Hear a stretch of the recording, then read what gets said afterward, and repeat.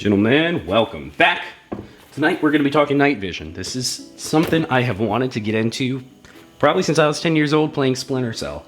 I've wanted a quality set of nods for a very, very long time, and I decided it's time to do it. So we are going to start as usual. We're going to build. We bought a AGM Parts Kit, loosely termed PVS-14 Parts Kit. I'll show you why. I do have a used Gen 3 green phosphor tube coming in. They were old Anvis 9 tubes, so I bought it used. And that's all you need. You need a tube, and you need your PVS-14 parts. That's the basics of all you need to get into night vision. Now, is that all your money you're going to spend? Absolutely not. Beyond this, there are tons of things that you're going to want to buy once you start getting into it. But this is the very basics. So let me show you what you get. Again, I bought an AGM. This is an AGM PVS-14 kit. The AGM is a little bit cheaper. It comes from a company in Israel, I believe, that's making the parts. The lenses, from what I've been told, are slightly less high quality than the Carson kits. The Carsons are kind of the creme de la creme of the kits that you can buy, the parts that you can buy. AGM seems to be a little bit lower on the totem pole than Carson. Carson seems to be kind of the creme de la creme of parts builds you can do. The glass is a little bit nicer on the Carsons. It's a little bit more expensive, and they're hard to come by at the moment. Right now, I've been told there's at least 3 or 4 week backlog on trying to get those, and the prices are anywhere from $760 all the way up to, I've heard, $1,200 for a Carson kit.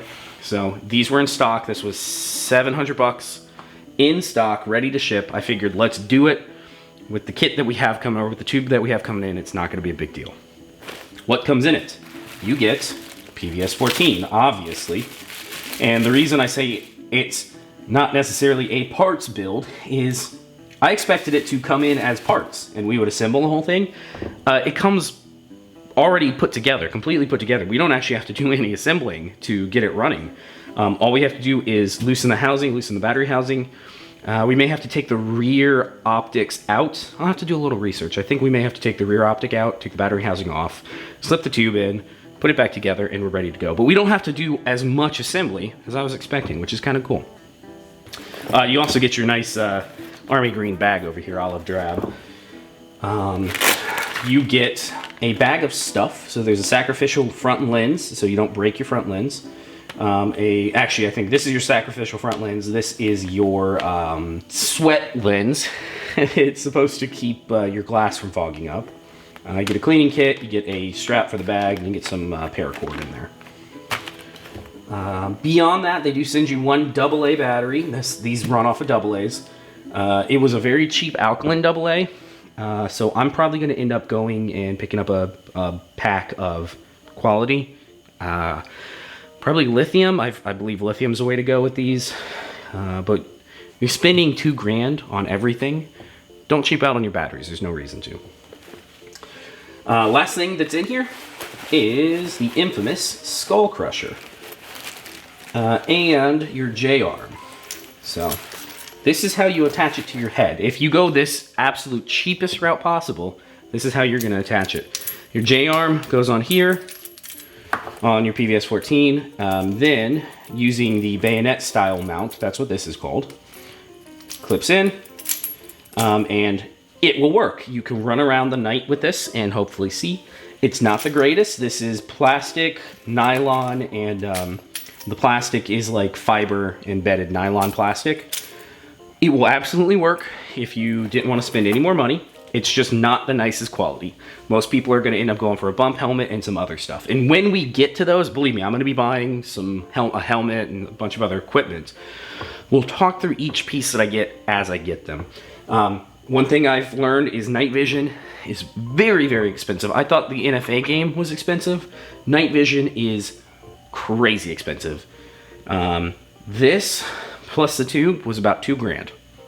That's what you're in for, pretty much at a minimum. The only way to go cheaper than that is to do a lower spec, lower quality tube, or to go Gen 2/2+.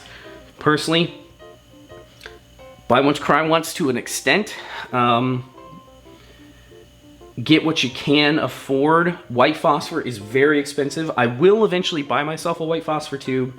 For the time being, we're gonna go green phosphor, Gen 3 PVS-14. So this is everything that you get.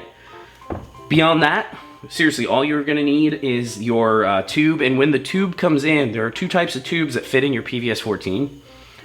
When that comes in, hopefully this week, and we go to put it together, I will talk a little more about the tubes and kind of the specs on them, what you can look for, what to expect, and pricing. Tubes go anywhere from what I paid for a used Gen 3 green phosphor was $1,200, all the way up to, if you want the creme de la creme white phosphor, nicest specs you can get, you're talking $3,500 to $4,000 just for the tube. And then you need a parts kit to go with it. So anyways, get ready, guys. Get really excited. PVS-14 is on the way. This is going to unlock a whole lot of content for us. This is going to take us into a realm that we've never been able to film before. We've never been able to do night stuff.